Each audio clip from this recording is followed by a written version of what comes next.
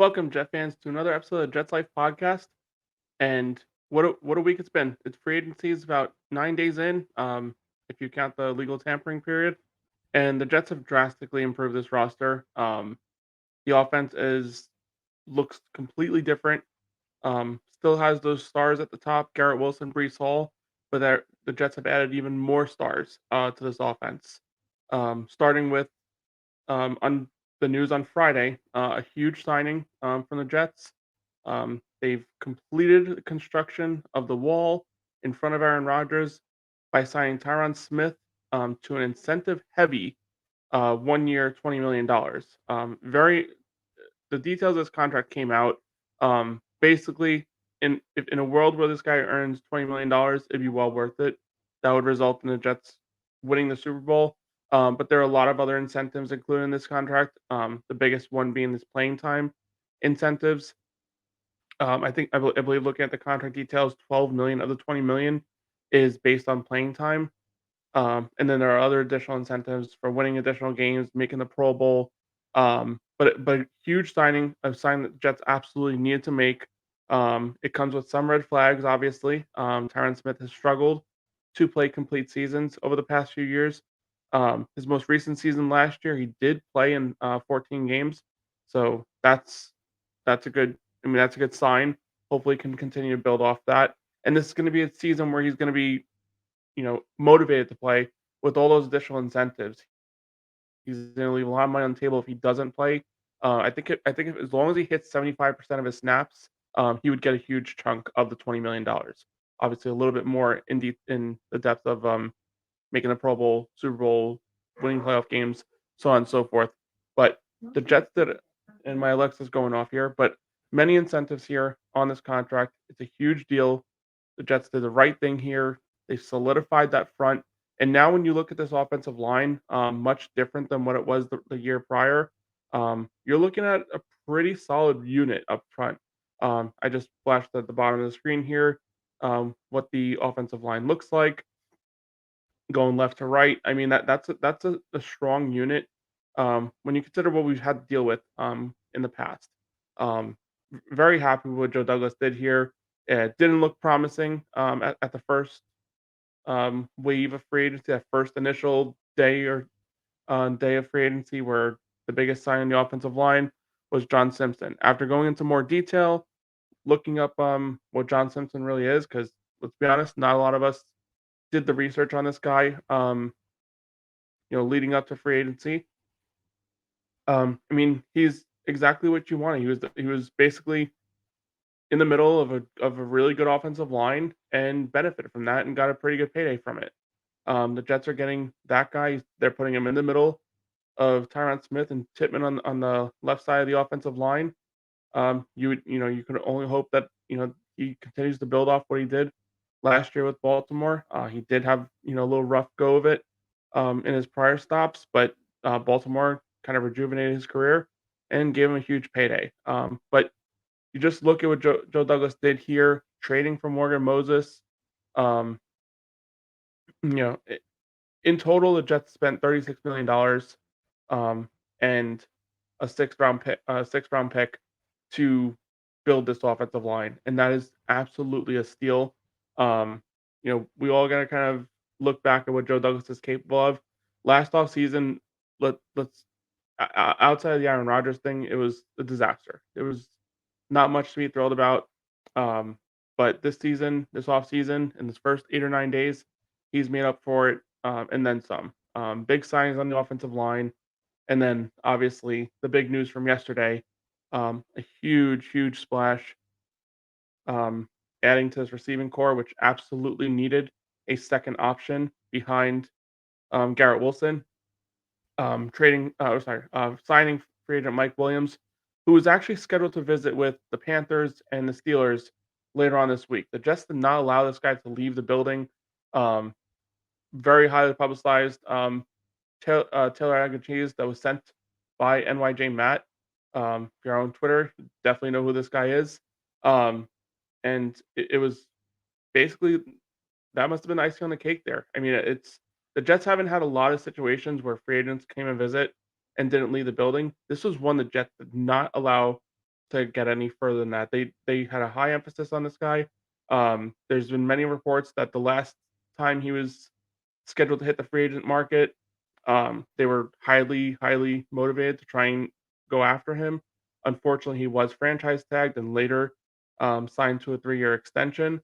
This time around, he hits free agency coming off a season where he tore his ACL. Obviously, again, another situation where there is risk, but the Jets were more than willing to accept that risk. 1 year, $15 million. There hasn't been much details on this contract, but my assumption is it's probably going to be something similar to what we saw as a Tyron Smith contract, um, something incentive based. Um, hitting certain thresholds from like a receiving standpoint. Maybe there is some sort of injury or playing time incentive. Who knows? But 1 year, $15 million to solve that wide receiver two situation that has kind of been a little bit of a. I mean, the Jets have had struggles finding a wide receiver one for many years. They finally found that guy in Garrett Wilson a couple years ago in the draft. Now, I mean, you're talking about probably the best wide receiver unit the Jets have had since the Decker and Brandon Marshall year, and I don't even think that's even up for debate. So big signing here, and you know uh, when you look at this offense, you look at it from top to bottom, from Rodgers, Tyrod Taylor, the backup, Brees Hall, the offensive line that I showed earlier, these receiving options. It really just kind of shows you like what one off season and just dedication to going all in with a Hall of Fame quarterback who probably has 2 years left. He says he can play up to four. Let's start with one full season and see how we go from there. But you really see what can happen when you really just dedicate your resources, do it smartly. The Jets haven't done much as far as restructuring contracts. There's still options to restructure Quinn's contract, Quincy Williams, JFM. There are still moves that can be made. But when you look at what they've done so far, this offense, outside of some offensive tackle depth, maybe a wide receiver three leads us to the draft conversation at some point. This offense looks pretty complete from the top side. Obviously, injuries happen, so they definitely got to build out that depth. But you can't but feel like the Jets have made the right moves here. A lot of injury concerns. Aaron Rodgers coming off his Achilles. Tyron Smith, mentioned earlier, has struggled to play in all the games over the last few years, and obviously Mike Williams coming off an ACL.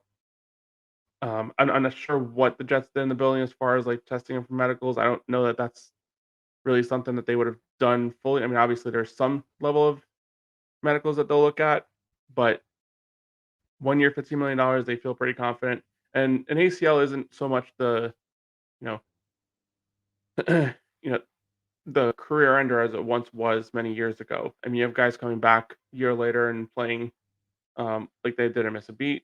You also have some guys like Saquon Barkley who take about a year or two to kind of get back into form. So who knows how this situation's handled? But the Jets get a big target for Aaron Rodgers, someone to complement Garrett Wilson, and this isn't so much of a move to improve this offense, but to improve what they can do with Garrett Wilson. Because Garrett Wilson was, let's be honest, where he is best is when you don't know where he is on the field, when he is moving, when he's going into the slot, when he's when defense have to really kind of focus on this guy. And if you have him moving around, you have Mike Williams, who is a true outside wide receiver. Go get the ball downfield. You know, the Jets did absolutely what needed to be done this offseason. If you put a checklist of what needed to be done, three offensive linemen, wide receiver option, and then some minor repairs on the defense. They still haven't gotten to that side of it too much yet. We have visits coming up, which we'll talk about in a little bit here. But right off the bat, this is a huge move. Huge moves in the first 8 days of free agency. And then we just go into the next phase here, which um, that next phase is continuing these meetings. From what I can gather, Jadeveon Clowney is scheduled to meet with the team. I don't know, I believe it was scheduled for Tuesday initially, but then again, Mike Williams was also scheduled to meet on Monday. So I don't know if they like flew in on Monday, meeting on Tuesday, and for Jadeveon other way around, flying in on Tuesday, meeting on Wednesday. So he's at the facility today. The thing with Clowney, Listen, isn't what he was hyped to be when he came out of the draft. First overall pick, um, just wasn't what was expected. But what he has been is a guy who's played 10 years in the league and has played at a pretty high level, including last year. He's an amazing run defender, which is going to go huge because when you look at what the Jets have, they have at the edge position, you have JFM, who's a strong edge defender. You have Jermaine Johnson, who has really developed into a solid player. Played 66% of the snaps last year and was absolutely outstanding in doing so. And then a big question mark in Will McDonald, first round pick last year, picked him in 15th overall. The Jets have high hopes for what he can be. Obviously, allowing Bryce Huff to walk tells you what they feel about him, but we haven't seen it enough on the field because of a limited snap count. Obviously, the top guys on getting the snaps last year kind of impacted that. But what the Jets can do here with a guy like Jadeveon Clowney is you can bring him in and should all first off, you know, um, Will McDonald is a little bit undersized. You probably don't want him to be your primary um, end on running downs. Not that he can't handle it, but his where he's gonna probably take the biggest jump is on pass rush downs. They'll put him out there because he's just super quick. Similar to Bryce Huff, just get around that edge and and find the quarterback. But he is a little bit undersized. Obviously, he has this whole offseason to kind of build on that. And from what I heard, he is from reports that are out there, he is going to work out with Jermaine Johnson this offseason. So if there's a person to follow, if you want to make that second year jump and advance your career, go with the guy who just did it last year and did it at a high level. Just kind of follow exactly his routine, see what he did, and take that next step if you can. Because the way that the Jets have developed these guys, Jermaine Johnson was very similar. Had a very limited snap count in his rookie year. Took a huge step forward, increased his snap count in year two, and we saw how great he could be on the field. The Jets are probably hoping to do take that same approach with Will McDonald. But what you can do is you can add some insurance with a guy that just coming off a 9.5 sack season with Baltimore. Should Will McDonald have any struggles? Um, in adapting to that full-time starter role or whatever role he will have in the NFL, you at least have somebody that can replicate potentially some of the production that Bryce Huff has, and someone who has proved it over a duration of time. Again, not the player that we expect to come in out of college, but a good enough player in a win now window for the Jets to be aggressive here and figure out what needs to be done. There's not many holes left on this roster, but obviously there is a big question mark at defensive end because of the loss of Bryce Huff. Jadeveon Clowney would fill that in a 1 year gap. Hope these other guys develop. Maybe Will McDonald is our future defensive end, but add some insurance here. This defense is a great defense, but it has a huge hole from a 10 sack production guy that just left off to Philly. Replace it with someone who has that potential. I think when I looked it up, Jadeveon Clowney in the last 4 years, when he plays 14 games or more, he hits 9 sacks. If that's what happens here, you kind of replicate Bryce Huff's, you know, 10 sacks last year with a guy who has 9 sack potential, and then a rookie that's developing and maybe can replicate some of that production as well. Um, so interested to see how that goes. I don't know if NYJ Matt has more tricks in his bag to try and seal a deal here. But the biggest thing with Clowney, I think overall, I mean, obviously the Jets would love to have him, but I think they'd love to have him at the right price. Jadeveon Clowney has been a guy over the years that takes 1 year deals and um, mostly kind of follows the cash in most cases. I wonder if in this scenario, second stage of his career, 10 years into his NFL career, maybe he's looking ring searching, and what better way to kind of hunt for a ring than with a Hall of Fame quarterback and a defensive unit that'll give you a breather. And he's you know not a spring chicken anymore. He definitely use that rest in a defensive unit that rotates this defensive lineman, keeps him fresh. Um, yeah, I am 100% for this next move. Why stop where we're at right now? This team is improved every single day, it seems, since free agency started. and another day to improve here with a sign to Davion Clowney. I think he does have also meetings as well later in this week. Um, I know he was scheduled to meet with the Panthers. I'm not sure if it's after meeting with us or if he has already met with the Panthers. But that's a situation where Panthers are probably going to offer him more money. That's a team that's rebuilding. The Jets are a win now, so that if it comes down to money, it's probably going to be the Panthers. If it comes down to wanting a ring, the Jets probably give him the best option out of those two teams. And I don't know if there's another team that pops out should he not sign a contract this week.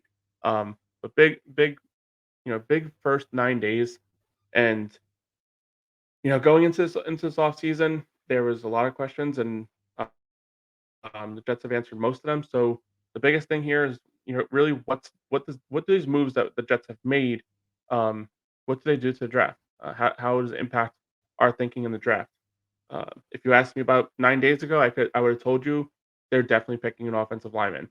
I I can't see how, with the limited resources we have, first and third round pick, plus the limited cap space that the Jets had. Obviously, I did understand the restructuring and the ability to make more money.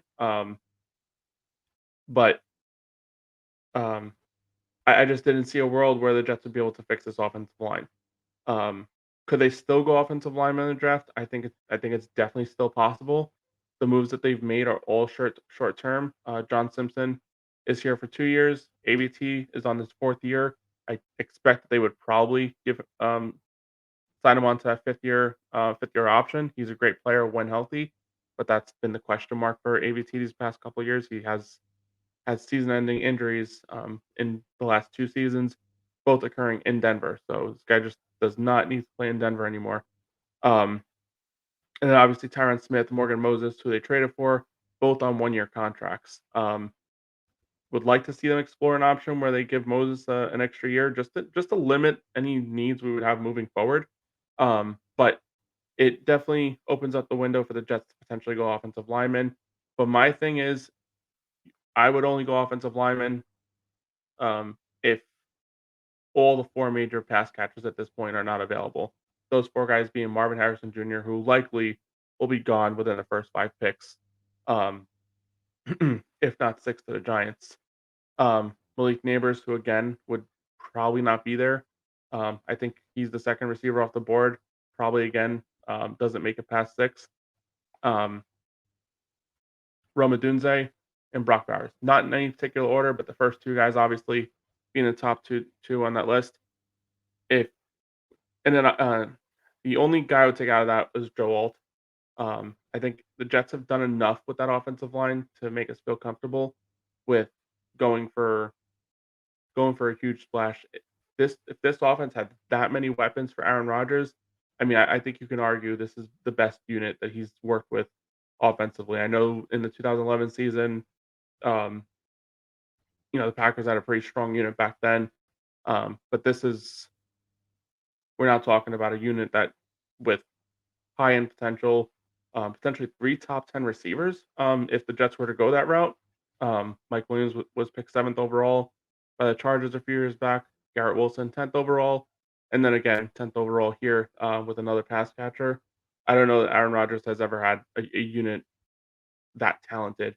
Um, so it's something obviously very interesting. How the Jets approach that need of a wide receiver three, and I know the way we are as Jet fans, we've always wanted that first receiver. Now we got that second receiver, and it's not too ambitious to keep wanting more and more, especially considering even Mike Williams on a 1-year deal. So you get a big receiver, you now have you're starting two wideouts on the outside going into the following year with Garrett Wilson and whoever that second option would be, whether it's a tight end in Bowers or one of those three receivers I mentioned. But it's been a home run of an off season so far. We're 9 days in. There's still a lot of moves to be made, but um, can't can't even mention enough how great this offseason has been by Joe Douglas. It started off very slowly. I myself and there was many others on Jets Twitter that are, made up some nicknames for him, but it's been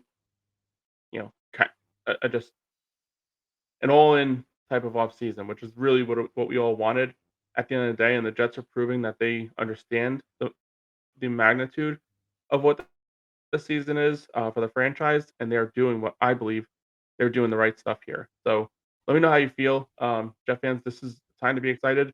It's another off season where I feel like we've improved drastically. Um, the product that we saw on the field last year was not great on the offensive side of the ball. Defense has been great the last few years, and the offense has just taken a step forward to try and match the defense's the power the defense provides to this team.